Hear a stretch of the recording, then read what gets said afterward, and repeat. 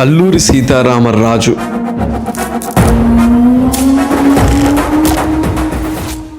అసలు తెలుగు హిస్టరీలో ఇంట్రడక్షన్ అనేది అవసరం లేని పేరు ఇది. మనం చిన్నప్పుడు స్కూల్లో చదువుకునేటప్పుడు వాళ్ళ మీద పోస్టర్స్ దగ్గర నుంచి రీసెంట్గా వచ్చిన ఆర్ఆర్ఆర్ మూవీ వరకు మనకు చాలా డీటెయిల్గా తెలుసు ఈజ్ అ ఫ్రీడమ్ ఫైటర్ అని చెప్పి. కానీ కొన్ని విషయాలు డీటెయిల్గా చాలామందికి తెలియదు, అవేంటో ఇప్పుడు తెలుసుకుందాం. అందులో ఫస్ట్ ఏంటంటే, చాలామంది అనుకుంటారు కదా ఏదో ట్రైబల్ అప్రైజింగ్ కాబట్టి అదొక చిన్న ఏదో రెబెలియన్ అని చెప్పి.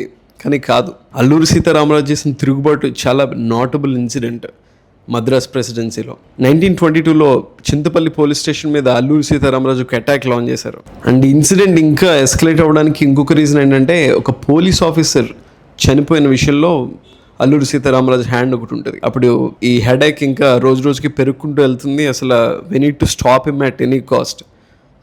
They ran out of options అనమాట. They don't have any options. అప్పుడు బ్రిటిష్ గవర్నమెంట్ అల్లూరి సీతారామరాజు మీద ఒక బౌంటీ ఒకటి పెట్టింది. అది ఎంతంటే 10,000 రూపీస్. అప్పట్లో 10,000 అంటే ఇప్పుడు క్యాలిక్యులేషన్స్ ప్రకారం దాదాపు 100 కోట్లు. అండ్ ఆ బౌంటీ ప్రకటించిన ఇమీడియట్గా అయితే ఈయనేం దొరకలేదు. It took a lot of time.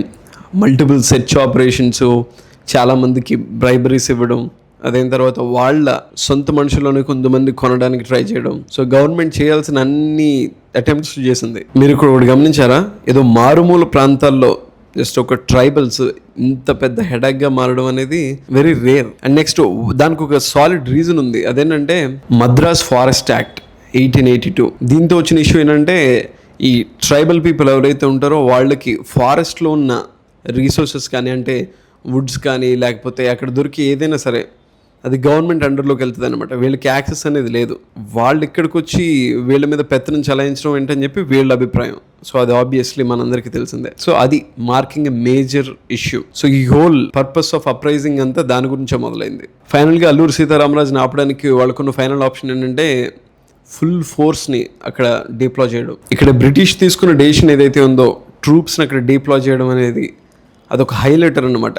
అంటే ఈ రెబెలియన్ ఎంత ఇంపాక్ట్ క్రియేట్ చేసింది అనే దానికి ఇది ఒక హైలైటర్ లాంటిది. అండ్ ఫైనల్గా ఈ ట్రూప్స్ డిప్లాయ్మెంట్ అన్న కాన్సెప్ట్ని వాళ్ళు ఎగ్జిక్యూట్ చేశారు. మలబార్ పోలీస్ ఫోర్స్ దగ్గర నుంచి అస్సాం రైఫిల్స్, మన మిలిటరీలో ఒక రెజిమెంట్ అది. సో వీళ్ళని అక్కడికి డిప్లాయ్ చేసి they did a search operation again. And ఇది సక్సెస్ఫుల్ అయింది. ఆన్ May 7th, 1924లో బ్రిటిష్ ట్రూప్స్ ఆయన పట్టుకున్నాయి. So eventually they killed him. దానికి సంబంధించిన మెమోరియల్ కూడా ఉంది అక్కడే.